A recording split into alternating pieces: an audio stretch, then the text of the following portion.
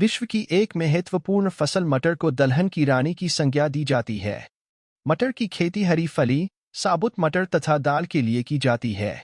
मटर की हरी फलियों सब्जी के लिए तथा सूखे दानों का उपयोग दाल और अन्य भोज्य पदार्थ तैयार करने में किया जाता है। हरी मटर के दानों को सूखा कर या डिब्बा बंद कर संरक्षित कर बाद में उपयोग कर सकते हैं। पोषक मान की दृष्टि से 100 ग्राम दाने में औसतन 11 ग्राम पानी, 22.5 ग्राम प्रोटीन, 1.8 ग्राम वसा, 62.1 gram carbohydrate, 64 millilitre gram calcium, 4.8 millilitre gram लोहा, 0.15 millilitre gram riboflavin, 0.72 millilitre gram thiamine तथा 2.4 ग्राम नियासिन पाया जाता है।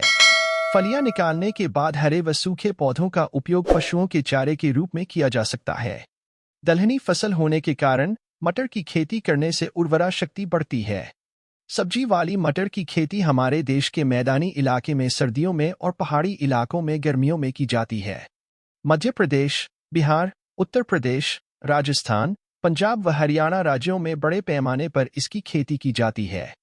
मटर के लिए खेत का चयन अम्लीय भूमि बिल्कुल उपयुक्त नहीं है। अच्छे जल निकास वाली बलुई दोमट भूमि जिसका पीएच 6 से 7.5 के बीच हो अच्छी मानी जाती है। खेत की तैयारी। मटर की खेती के लिए खेत का पलेवा करके पहली जुताई मिट्टी पलट हल से करे।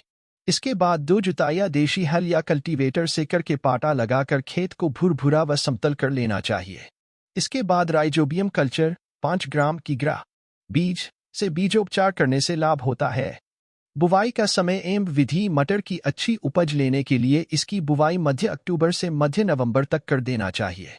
सिंचित अवस्था में बुआई 30 नवंबर तक की जा सकती है। बोने की विधियां। मटर की बुवाई अधिकतर हल के पीछे कूड़ों में की जाती है। अगेती किस्मों को 30 से मी तथा देर से पकाने वाली किस्मों को 45 से मी की दूरी पर कतारों में बोना चाहिए। बुवाई के लिए सीड ड्रिल का प्रयोग भी किया जा सकता है। पौधे से पौधे की दूरी 8 से 10 सेमी रखकर बीज की बुवाई 4 से 5 से मी गहराई तक करनी चाहिए। खाद व उर्वरक। मृदा जांच के आधार पर खाद व उर्वरक का उपयोग लाभकारी रहता है। यदि मृदा जांच नहीं की गई है तो निम्न मात्रा में खाद एवं उर्वरक का प्रयोग करना चाहिए। गोबर या कंपोस्ट खाद 10 से 15 टन है। खेत की तैयारी के समय दें।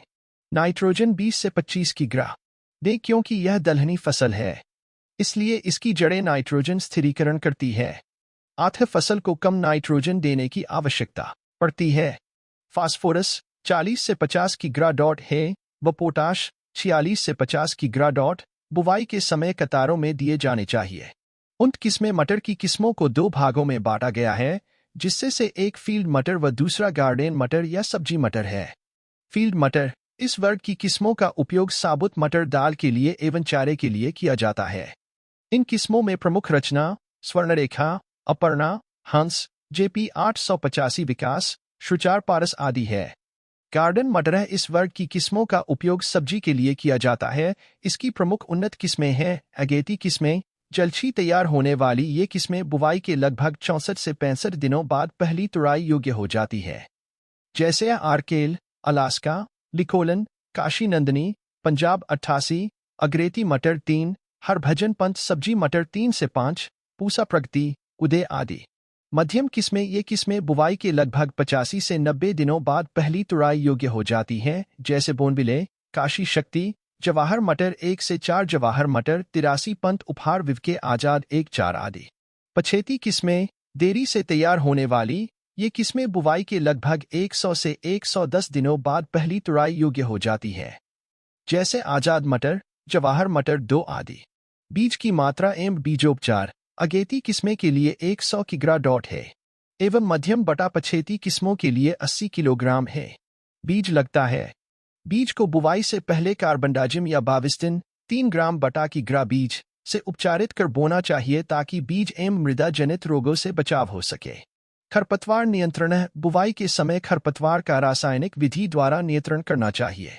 इसके लिए पेंडिमेथिलीन 30 इसी की 3 से 3 लीटर मात्रा को 600 से 800 लीटर पानी में घोलकर बुवाई के 2 दिन बाद प्रति हेक्टेयर की दर से छिड़काव करें। बुवाई के 25 से 30 दिनों बाद निराई गुड़ाई करने से खरपतवार नियंत्रण के साथ साथ जड़ों को हवा भी मिल जाती है। सिंचाई। पहली सिंचाई फूल आते समय करनी चाहिए। यदि बरसात आ जाए तो सिंचाई न करें। दूसरी सिंचाई फलियां बनते समय करना चाहिए। सूखे क्षेत्रों में बौछारी सिंचाई बेहतर होती है। मटर में लगने वाले प्रमुख रोग व इसके बचाव। चूर्णित आसिता, यह एक बीज जनित बीमारी है।